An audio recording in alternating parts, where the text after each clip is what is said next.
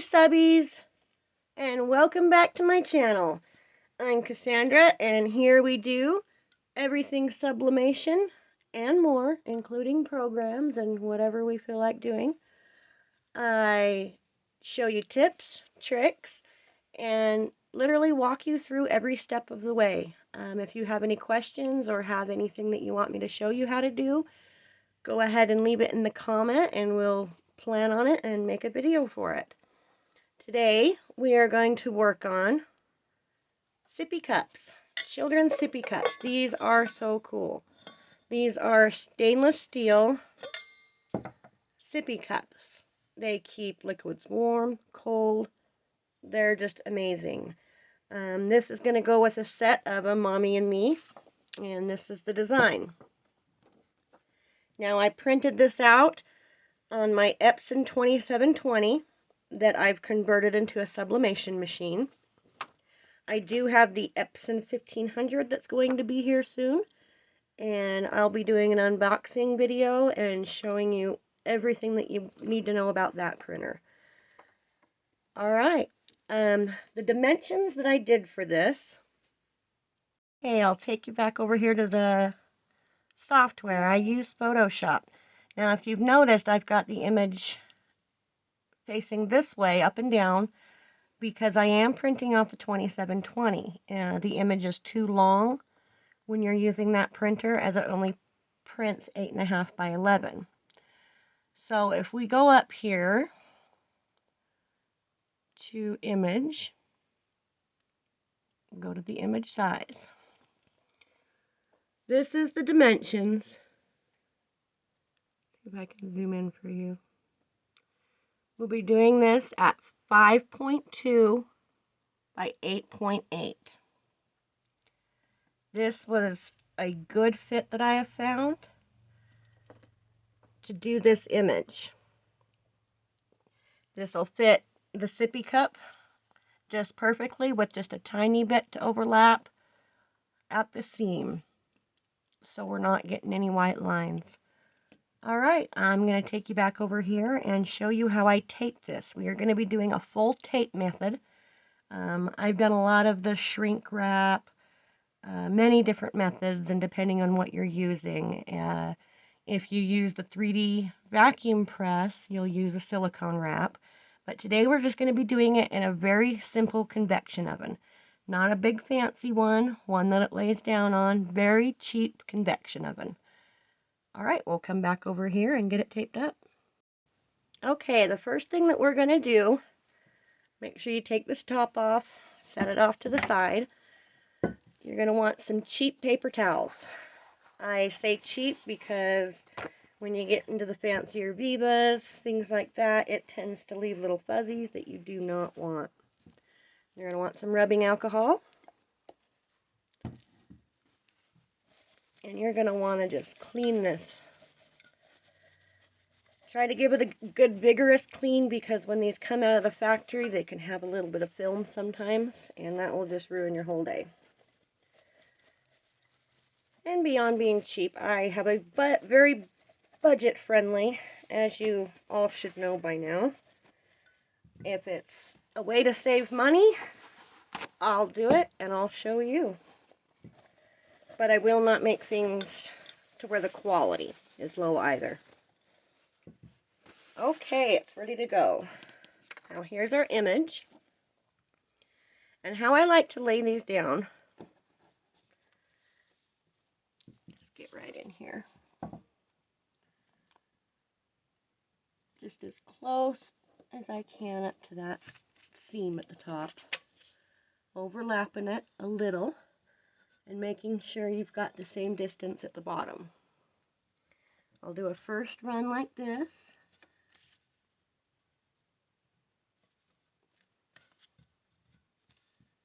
See it? It can move on you. You gotta keep moving it up as you go.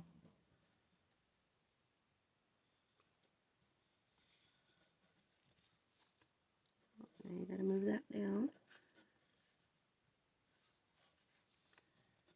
And that looks like it's a full cover. Make sure you are paying attention that your image is right side up from the top. I have made that mistake in my newbie days. Okay, now once you have this, you'll notice it overlaps just the slightest bit. Not very much at all. It's very important to have these measurements pretty spot on. And you will want to wrap this tight. So I'm always pulling and pushing.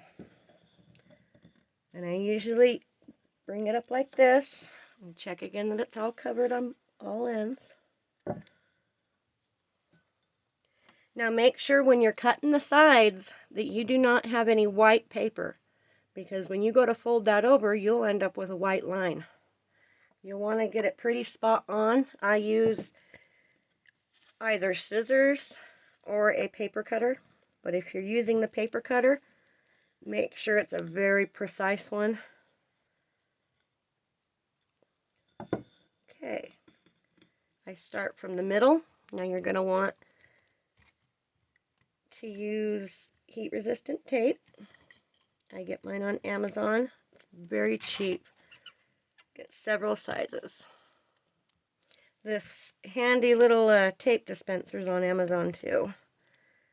That will save you a world of trouble. Not many hands. You almost feel like you want to be an octopus when you're doing half of these projects. Okay, now you'll want to keep pushing it tight.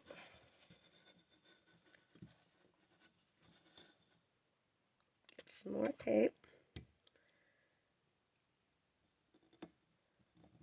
And bring it up.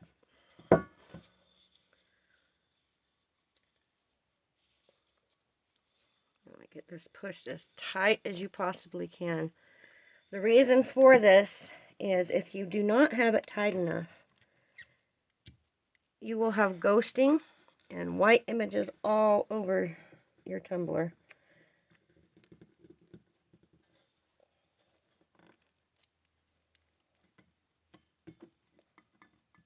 Okay, I'm going to finish getting this taped up and we'll be right back.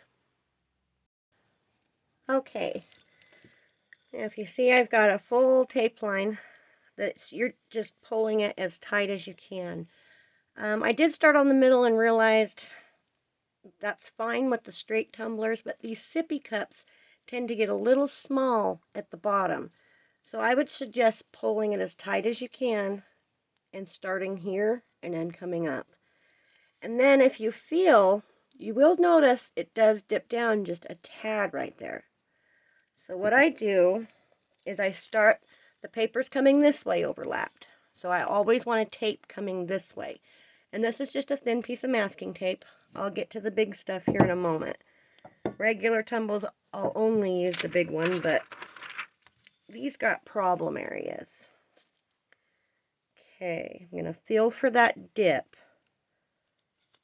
And I am just going to pull this tape as tight as I possibly can. Pushing it every little step of the way.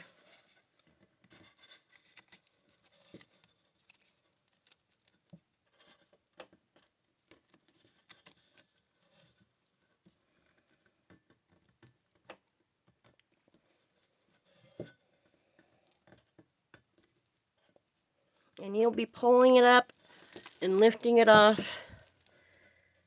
plenty of times, especially getting this ridge. I am pushing incredibly tight and pulling.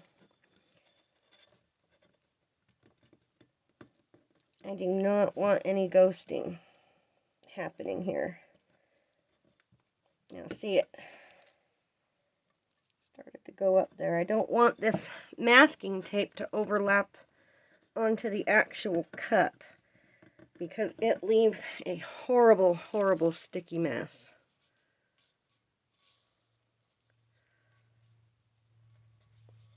And just make sure to keep pushing any and all wrinkles up and out of here. And then I'm going to go ahead and do it another time. I'm always going to start here. Now I've already got it right there, but I want to pull the direction that the paper is going. I'm going to bring it right up to that edge.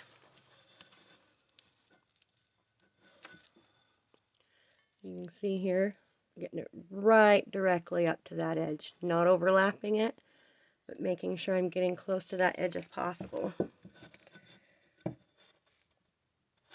And then I'm going to do the same concept and push as I go. I'm going to get this taped and we'll be right back to get the rest done. Okay, now just as soon as you have that first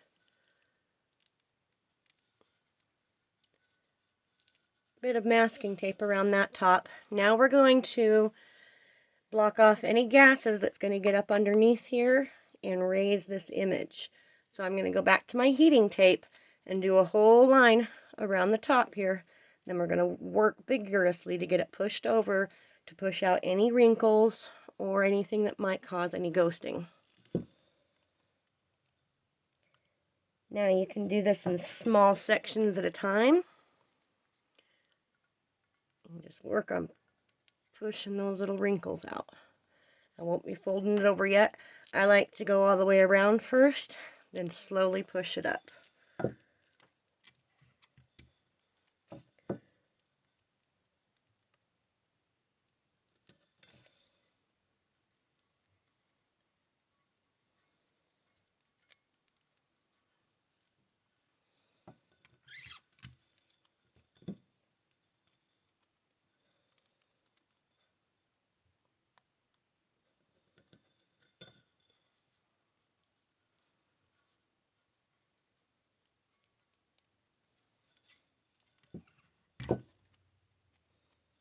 And we just keep going all the way around. Now this is honestly the hardest part about doing the entire thing. Some people like to use shrink wrap. I don't. The reason for this is I've tried every way imaginable doing tumblers, cups. There's far too many room for accidents when you're doing shrink wrap. You can't be in complete control of it. It'll stretch your image sometimes, melt sometimes. I'm always budget friendly, so I'm always making sure I'm trying not to mess up any of my blanks. There are ways to fix your blanks, fix your tumblers, which that'll be a whole nother video. We'll do one of those. Okay, now that we have it up here, I'm going to take my finger, push very vigorously. Now I'm going to keep going around this way, the same paper that the paper's turned. I'm going to get right up and push that wrinkle out. Right up, push that wrinkle out. Right up, push that wrinkle out. I'm putting a lot of pressure into this. Push that wrinkle out. And it's gonna bubble up right here, and you're just constantly pushing that wrinkle all the way around.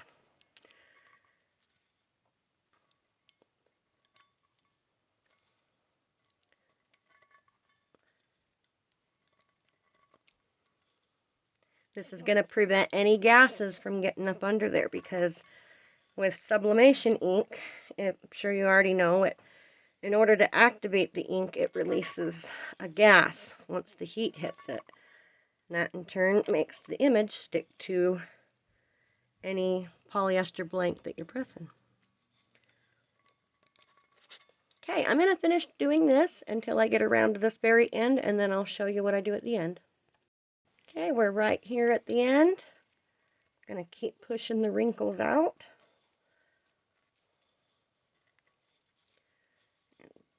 Bring this up. Tuck it down.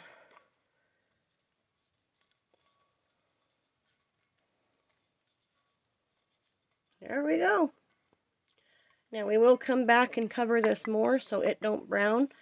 I suggest always covering the entire tumbler, because your tumblers in the oven can also brown, and we just don't want that. Alright, now you're going to end up needing your masking tape, and I suggest using the large size on this.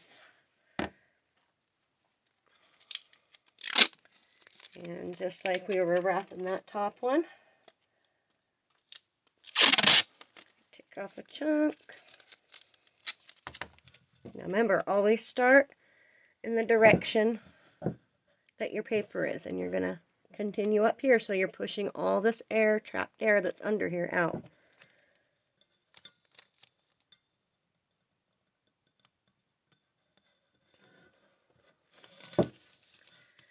And again, you're going to pull it and push it just as tight as you can go.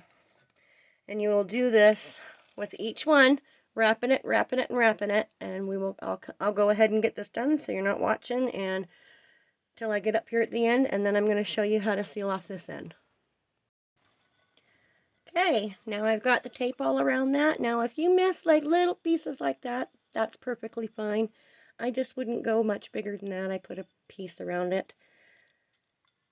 We've got the bottom.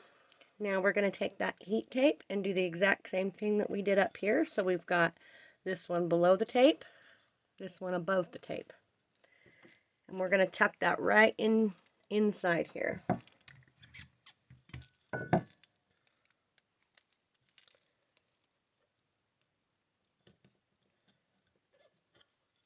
Take it around just like this.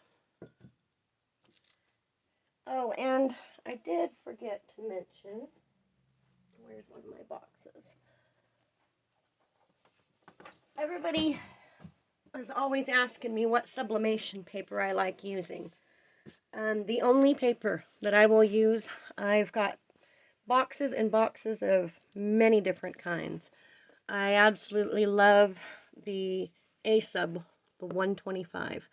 Now, if I'm doing light clothing items, sometimes I'll use the 120 instead, but I just really love this paper. Some of the other papers, they're just not as crisp lines. It looks like the image is blurry. As far as ink, I love Printer Jacks. It's cheap, and it's the same quality as Cosmos ink. I got one printer that I've got Cosmos in, one printer that I've got Printer Jacks, and you cannot tell the difference. The difference is price. It doesn't get shipped here as quick as Printer Jacks. Printer Jacks I get on Amazon. It's here in 2 days, and very, very cheap.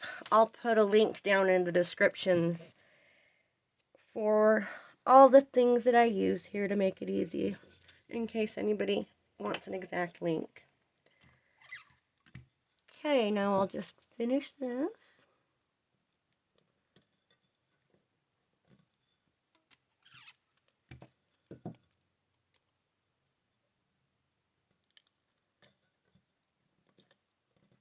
Oh, missed one little spot.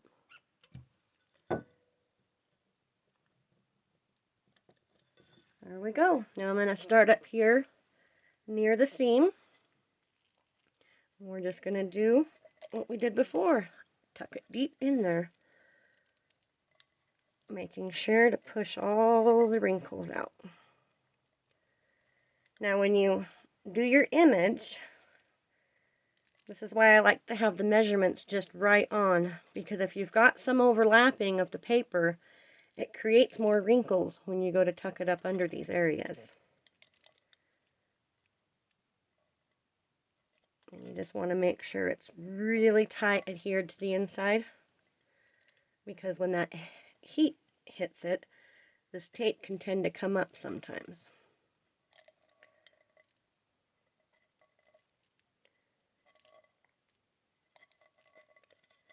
We're going to take it all the way around.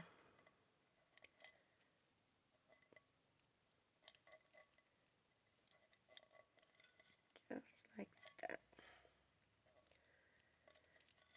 And be sure to subscribe to my channel. I'm going to be doing videos daily at this point. And if you have anything that you would like me to show you, go ahead and comment down in the comments, and I can go ahead and get added to the list of things to make videos on. We do everything, whether it's, I mean, anything in the world that you can think of to sublimate on, we do it. I test products. I can show you how to do different softwares. I know a lot of you have a lot of problem with the ICC profiles. I'm going to do some showing you guys how to fix that problem. And believe it or not, when it comes to the 2720, if you're using a Mac, those same settings won't show up. So it ends up being a driver issue. And there's a way to create a whole new driver profile platform, but that's for another video. All right, we have this ready. Oh, one last thing. We always want to cover that.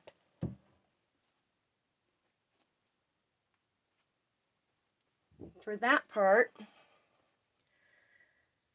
I need to get a tape stand for this. I like to use the fatter tape. It's just easier.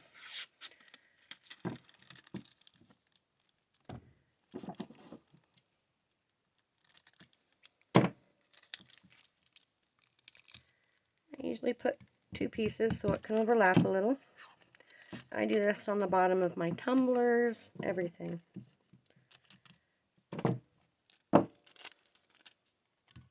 Just like that. All right. Now we're going to go over here and get the convection oven fired up. That's something I guess we should have done beforehand. While you're doing all this, you can preheat your convection oven to 400 degrees. Make sure that you've got an internal thermometer. I'll show you that here in a second. And you'll see that the temperature is actually lower than the 400. That's very important to have, and I will show you why. Okay, now we're over here to the convection oven, and see, I do not have a big fancy convection oven. What I use, I think this is a Black & Decker, really cheap. I think I picked it up at a secondhand store, and it does the job beautifully. Over here, and it's got the convection turbo, so the fan blows and keeps the air going. That's the reason that you need a convection or a turbo. It's to keep that air circulating so that you don't burn your cup and turn it brown. Nothing's worse than putting all this work into a tumbler and you've burnt the image and just completely on. There are ways to fix it. I will do a repair video here in the future as well. Now you're going to want to set the oven at 400. Now you'll want an internal thermometer. They have ones that you can just set right in there, little metal ones. I bought a digital one. Got this off of Amazon. It was super cheap. And then it just has a cord that I drape and connect right up here on the inside.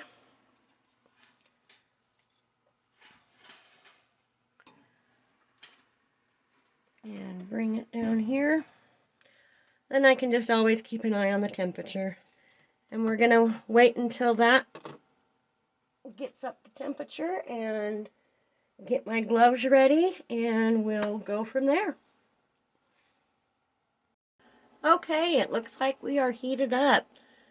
It's going to toggle a little bit, but once you hit about 400, I have it dropping tremendously. If you'll notice, that happens, and it's okay.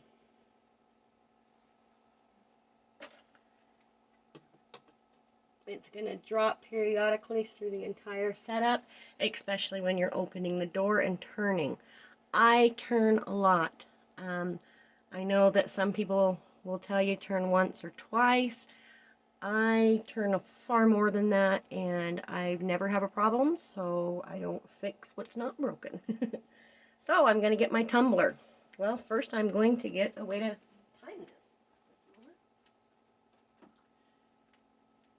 Now, I don't use just a regular timer that will go off whenever. I have a phone here, and I just go into my clock. And if you notice, it's immediately going to go to the time that I use, which is 4 minutes and 15 seconds. Now, I'm going to set this over here. Grab my beautiful little sippy cup. And I'm going, it's heating up a little right now. We're at a good temperature. And I'm going to just set this right in there. And you should be wearing gloves. I will when I pull it out. You will burn yourself. Make sure you've started your timer. And we're just going to let that tick down. Once it gets to probably 3:30, I'm going to turn it.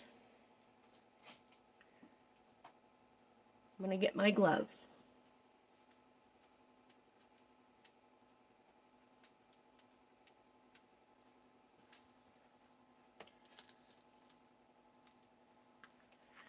I love these gloves. These, I can hold it afterwards. I think I got these when I bought my 3D vacuum heat press. And they've been amazing. Okay, we are at 3:30. So what I'm going to do, open it. Give it a little bit of a turn. Close it. Now as you'll notice, yes, our temperature is dropping. And that's perfectly fine. It's holding the temperature. The cup will hold it. Don't worry about it. Don't be trying to raise the temperature on your oven. This will work. Now I'm going to let that go ahead until it hits probably about 2:30. And I'm going to turn it again. And then I'll just keep doing that. I probably usually give it about good 4 turns during the process. The neat thing about using the tape is that you're going to know when it's ready because that image starts to show through that tape. And I can give it a good look and I can tell you if it's done or burnt at this point. Okay, we are at 2:30. We're going to reach in, turn it again, close it.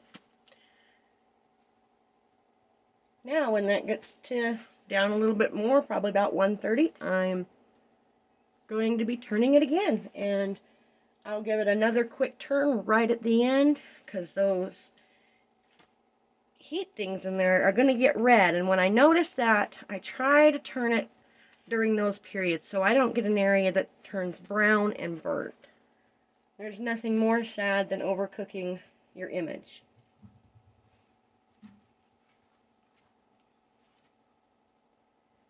Okay, it is looking good. Sorry, don't mind my puppy.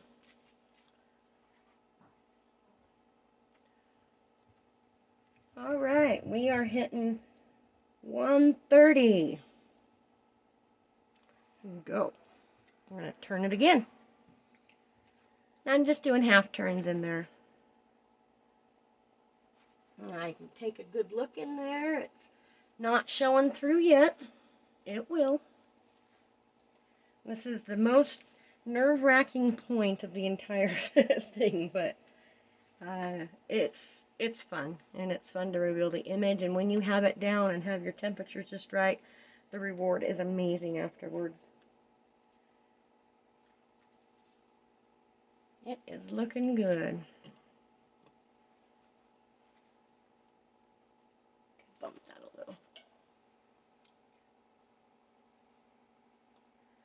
Okay, we're about down to the last 40 seconds. I'm going to give it another turn when it hits 30.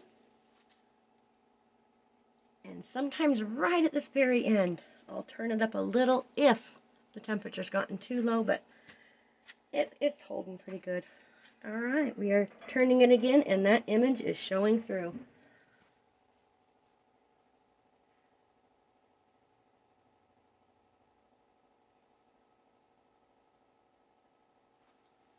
It is looking good.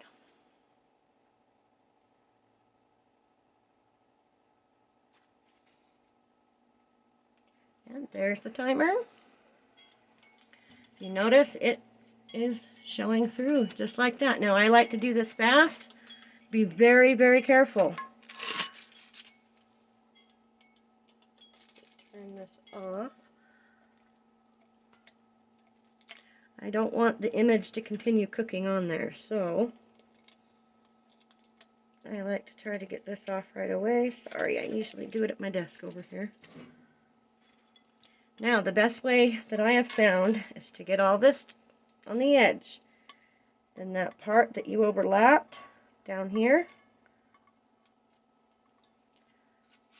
take that all the way up, just like that.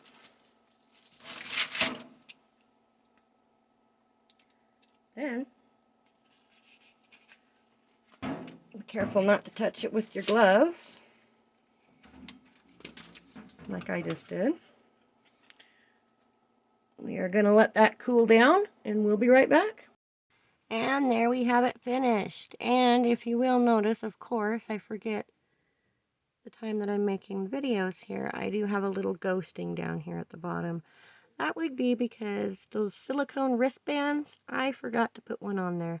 That is going to push that down and hold that image more so you won't have any ghosting. So, future, before putting it in, put one of those, they're just little silicone bands around the bottom, and that will prevent any of that from happening. It's sad. So I'll probably take this one over, and there's a wonderful little Facebook group to sell your oopsies, and I'll be redoing this one for my customer. Just a little bit right there, but that's what those silicone bands do. And that is how we do a sippy cup. Now, go ahead and make sure that you subscribe. Hit those notifications because I'm going to be posting every day. Comment on anything that you might want me to do and teach you how to do. And we'll see you next time.